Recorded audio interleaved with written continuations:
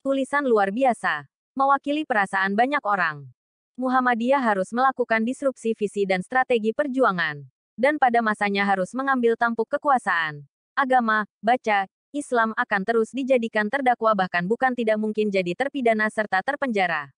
Jika kaum sekuler diberi keleluasaan terus-menerus dan tanpa batas untuk mengatur umat Islam, yang diakui mayoritas dari segi jumlah, namun minoritas dalam aspek kekuasaan. Terima kasih yang tak terhingga kepada Ustadz Prof. Dr. Haidar Nasir, Ma.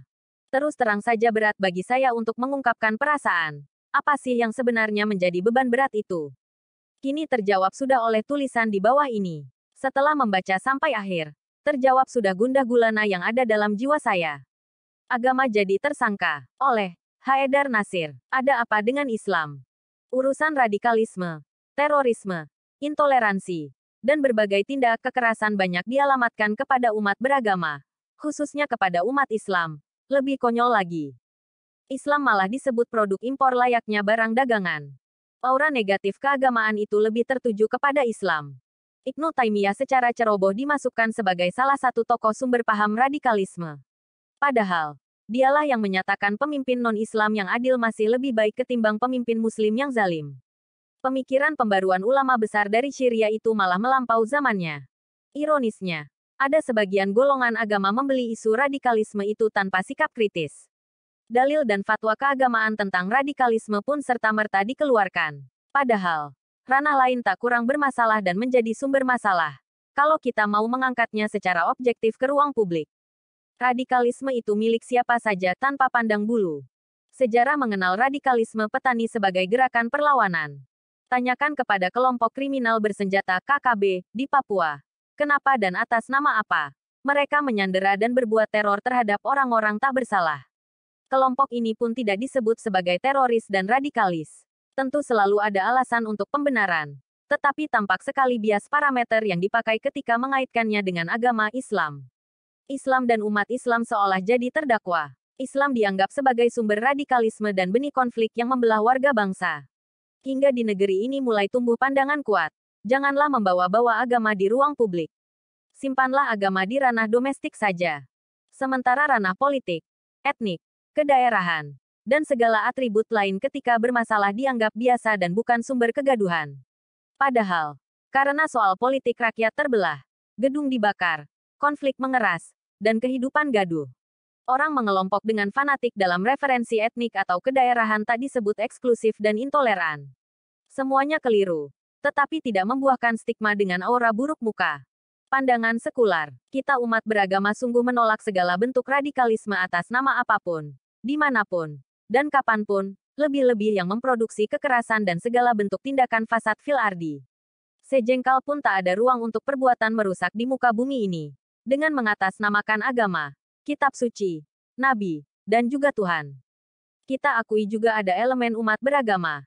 Karena bias pemahaman dan bias perilaku keagamaan menjadikan agama sebagai pendorong tindakan-tindakan ekstrim, seperti sikap radikal, intoleran, kebencian, aksi sweeping, dan sejenisnya. Kita juga paham atas sorotan tajam manakala agama dipakai sebagai pendorong hal-hal yang beraura garang dan permusuhan. Karena secara normatif dan profetik agama dan umat beragama memang membawa missi ilahi yang suci untuk membangun kehidupan serba bermoral dan rahmat bagi semesta alam. Jadi, tidak terlalu keliru kalau agama dan umat beragama disoroti tajam ketika masuk pada ranah yang dikategorikan sebagai radikal dan sejenisnya. Umat beragama tentu penting untuk bermuhasabah diri, agar tidak terjebak pada keberagamaan yang bermasalah seperti itu. Dengan demikian fungsi agama dan peran pemeluk agama tetap kuat sebagai penyebar misi damai, toleran, inklusif, dan segala kebajikan yang utama. Jadikan agama sebagai rujukan nilai utama kebajikan peradaban di negeri tercinta ini. Bukan sebaliknya sebagai pemicu perilaku keras dan konflik atas nama agama. Namun, penting juga pandangan yang adil dan objektif dalam melihat posisi agama dan umat beragama di negeri ini. Yang nilai positifnya jauh lebih luas dan menjadi bingkai moral utama kehidupan berbangsa dan bernegara. Selain itu arus utama umat beragama di negeri ini pun sungguh moderat, damai, toleran, dan berkemajuan. Agama dan umat beragama harus dilihat secara komprehensif, tidak parsial dengan nada syarat dakwaan. Tidak perlu juga dipolitisasi secara ekstrim, seolah agama dan umat beragama sebagai sumber masalah. Tampaknya, Terdapat kecenderungan yang menguat di sebagian elit, pakar, dan warga bangsa tentang alam pikiran sekuler yang bersenyawa dengan proses demokratisasi dan hak asasi manusia yang liberal, sebagaimana pandangan hidup masyarakat Barat yang berbasis pada humanisme sekuler. Keputusan Mahkamah Konstitusi tentang agama dan kepercayaan yang kontroversial dapat dibaca dalam aura alam pikir humanisme sekuler itu. Pandangan yang demikian tentu tidak cocok dengan jati diri bangsa Indonesia yang beragama kuat dan berideologikan Pancasila. Peter L. Berger pernah menengarai bahwa masyarakat modern tidak begitu hirau dengan persoalan-persoalan metafisik tentang hakikat kehidupan, dari mana manusia berasal dan untuk apa tujuan hidup di dunia, serta makna-makna kehidupan lainnya.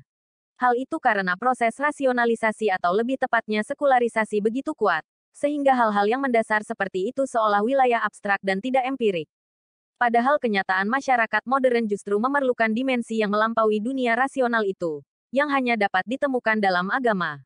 Agama, tulis Berger, merupakan kanopi suci, the secret canopy, yang dapat membebaskan manusia dari chaos atau segala bentuk kekacauan hidup. Hatta dalam masyarakat dan dunia yang sekuler. Menurut Brian Wilson, secara sosiologis agama masih tetap diperlukan dalam memberi makna luhur bagi kehidupan umat manusia. Maka menjadi ironis manakala di Indonesia yang penduduknya beragama dan berpancasila, justru agama dipandang sebagai sumber masalah atau malah menjadi terdakwa untuk segala hal buruk seperti radikalisme, terorisme, intoleran, dan kekerasan. Lebih-lebih karena prinsip demokrasi dan hak asasi manusia yang serba liberal, agama mulai dimarginalkan dan malah harus disama sebangunkan dengan bentuk-bentuk kepercayaan tertentu yang sama sekali berbeda dari keagungan agama. Agama dianggap skrup kecil dari kehidupan masyarakat Indonesia. Fungsi agama. Benarkah agama menjadi sumber masalah? Agama merupakan sistem keyakinan universal yang berdasarkan wahyu ilahi membimbing manusia menuju jalan hidup yang benar, untuk meraih kebahagiaan hidup yang hakiki di dunia dan akhirat kelak. Agama, menurut Arselen van Verbah, merupakan kebutuhan hidup manusia yang ideal. Ekspresi orang beragama dan bertuhan dapat beragam. Tetapi manusia sungguh tidak dapat hidup tanpa Tuhan dan tanpa agama, meski ada manusia yang ateis dan agnostik. Agama mengajarkan manusia hidup soleh untuk diri sendiri, sesama, dan lingkungannya, sehingga kehadiran agama justru menjadi rahmatan lil alamin. Tidak ada agama apapun yang mengajarkan keburukan, semuanya berisi kebajikan yang utama. Agama sebagai refleksi iman tidak hanya terbukti dalam ucapan keyakinan dan iman saja, tetapi agama juga merefleksikan sejauh mana iman itu diungkapkan dalam kehidupan dunia ini. Mukti Ali, 1982. Agama menurut tokoh perbandingan agama dan mantan menteri agama itu berfungsi sebagai faktor transendensi, sublimasi, profetik, liberasi, humanisasi, dan kritik atas kehidupan manusia. Dengan agama manusia menjadi insan religius, soleh, welas asih, sabar, peduli, mau berbagi, rendah hati, dan berbuat serba kebajikan yang utama. Agama mengajarkan manusia menjadi hamba Allah yang beriman, sekaligus beramal soleh bagi kebaikan semesta. Rasul bahkan diutus untuk menyempurnakan akhlak utama manusia, serta menyebar misi rahmatan lil alamin untuk kemajuan peradaban dunia. Umat Islam selaku mayoritas di negeri kita ini, selain menjadikan agamanya sebagai pedoman kehidupan yang utama dalam keberagamaan, pada saat yang sama menjadikan Islam berfungsi bagi kehidupan berbangsa. Apalah jadinya bangsa ini tanpa Islam dan umat Islam, bersama dengan agama dan pemeluk agama lain. Setidaknya bangsa Indonesia menjadi religius dan berkeadaban, sesuatu yang mendasar bagi kehidupan suatu bangsa. Bacalah secara jernih dan objektif pengaruh positif agama dalam kehidupan bangsa dan bernegara, agar tidak terjebak pada stigma atau pandangan negatif dan menjadikannya seolah terdakwa atas hal-hal buruk di negeri ini. Dalam konteks kesatuan dan persatuan nasional, peranan umat Islam di negeri ini sangatlah besar. Menurut antropolog kenamaan Kuncharaningrat, Islam merupakan kekuatan integrasi nasional dalam pembentukan kebudayaan Indonesia. Menurut George Cahin, 1995, salah satu faktor terpenting yang mendukung pertumbuhan suatu nasionalisme terpadu di Indonesia adalah tingginya derajat homogenitas agama, yakni lebih 90% penduduknya beragama Islam. Agama Islam bukan hanya suatu ikatan biasa. Ini benar-benar merupakan semacam simbol kelompok atau in-group untuk melawan pihak-pihak asing yang mengganggu dan yang menindas suatu agama yang berbeda. Dalam perjuangan melawan penjajahan sungguh besar pengorbanan dan perjuangan umat Islam. Pengaruh, peranan, dan kiprah umat Islam sungguh tak terhitung. Kekuatan kelompok umat Islam seperti Muhammadiyah, bahkan turut menjadikan negara Pancasila sebagai Darul Ahdi wa Syahadah. Nahdlatul Ulama mengeluarkan resolusi jihad. Segenap pergerakan Islam menggelorakan cintai tanah air sebagai bagian dari jihad fisabilillah. Semuanya berjuang untuk Indonesia yang dicintai dan dibelanya dengan sepenuh jiwa raga dengan ruh agama.